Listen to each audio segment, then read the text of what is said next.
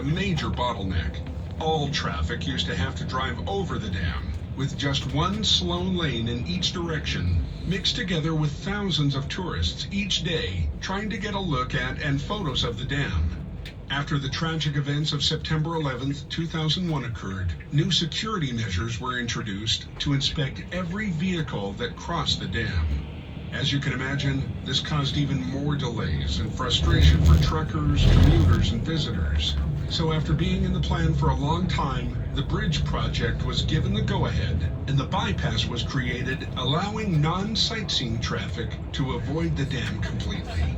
The bridge project is almost as amazing as the dam.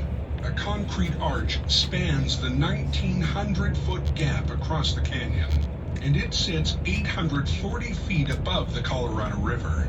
And not only is it a huge improvement for traffic, it now provides a perfect vantage point to get excellent views of the dam. So today, we have the opportunity to leave the bus and walk onto the bridge for that magical photo. After we leave the coach, there are approximately 70 stairs to climb to get to the bridge level. Or if easier, you can follow the smooth access ramp. If you're not comfortable with the height of the bridge, there are some interesting displays that you can see without actually walking on the bridge. But it is very much worth the small effort to actually walk out onto the bridge, and this is the only way to get the view.